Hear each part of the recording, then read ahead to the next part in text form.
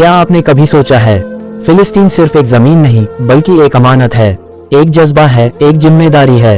हर मुसलमान के दिल की धड़कन है फिलिस्तीन, जहां से हमारे प्यारे नबी सल्लल्लाहु अलैहि वसल्लम ने मेराज का सफर शुरू किया, जहां दर्जनों अंबिया अलैहिस्सलाम भेजे गए, जहां की मिट्टी शहीदों के खून से पवित्र हुई।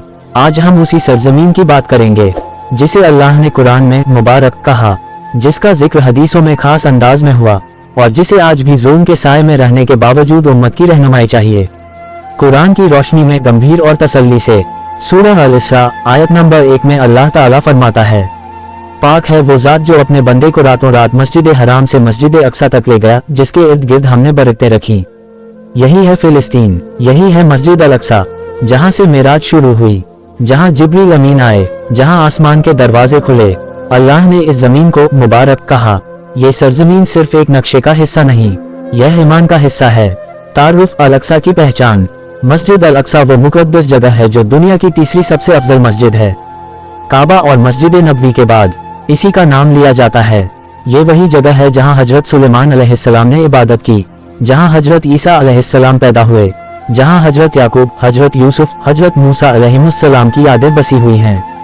क्या हम सोच सकते हैं, जिस जगह को दर्जनों नबियों ने अपने सजदों से रोशन किया, उस जगह को आज आग और खून से रंगा जा रहा है।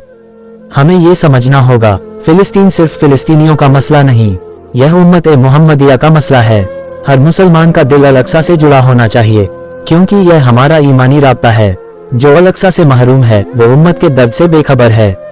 तो चलिए आगे बढ़ते हैं और देखते हैं कि हदीसों में अल-अक्सा और फिलिस्तीन का क्या मर्तबा है, और फिर जानेंगे कि हमारे अजीम लीडर्स ने कैसे इस सरजमीन की हिफाजत की।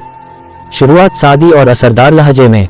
जब हम हदीसों की किताबों को खोलते हैं तो बार बार एक नाम सामने आता है, मस्जिद अल-अक्सा। हजरत अबू हुरैरा रज़ियल्लाहु अन्हु से रिवायत है, रसूलुल्लाह सल्लल्लाहु अलैहि वसल्लम ने फरमाया, 3 मस्जिदों के अलावा सफर की इजाजत नहीं, मस्जिद हराम, मस्जिद नबवी और मस्जिद अक्सा। बुखारी और मुस्लिम। सोचिए, ये तीनों मस्जिदें सिर्फ इबादत की जगह नहीं बल्कि उम्मत के रूहानी मरकज हैं। रसूलुल्लाह सल्लल्लाहु अलैहि वसल्लम ने फरमाया, क्या हम उस जगह से बेपरवाह रह सकते हैं जिसका नाम सुनकर खुद रसूलुल्लाह की आंखें चमक उठती थीं। हदीस और क़यामत की निशानियां। दज्जाल का जिक्र जब आता है तो मस्जिद अल-अक्सा और फिलिस्तीन का नाम भी साथ आता है। इमाम महदी का ज़ुहूर, हजरत ईसा अलैहिस्सलाम का नुज़ूल और दज्जाल से जंग, इन तमाम बड़ी घटनाओं का मरकज यही है, फिलिस्तीन। ये सरजमीन क़यामत से पहले की बड़ी बड़ी अलामात का गवाह बनेगी। सहाबा का जुड़ाव। एक मिसाल, हजरत उमर बिन खत्ताब रज़ियल्लाहु अन्हु जब अल-कुद्स पहुंचे तो उन्होंने खुद ज़मीन साफ की, मस्जिद की तामीर करवाए और ईसाइयों को अमन का पैगाम दिया। सहाबा जानते थे ये ज़मीन कितनी मुकद्दस है। Emotional tone. हमारी जिम्मेदारी। हमारे नबी ने जिस जगह को इतना अजीम बताया, हम उसके लिए क्या कर रहे हैं? क्या सिर्फ 1-2 पोस्ट शेयर करना काफ़ी है? क्या फिलिस्तीन के लिए हमारी आंखों में आंसू हैं? क्या हमारी सजदों में उनकी याद है?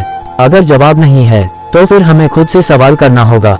अगर आपको ये वीडियो पसंद आए और आप चाहते हैं कि हम ऐसी और भी वीडियो बनाएं, तो कमेंट में जरूर लिखें, मुझे अगली वीडियो चाहिए, ताकि हम जान सकें कि आप जागरूक हैं। फिलिस्तीन आपके दिल में जिंदा है और उम्मत के दर्द से जुड़े हुए हैं। आपके कमेंट्स हमारी हिम्मत हैं।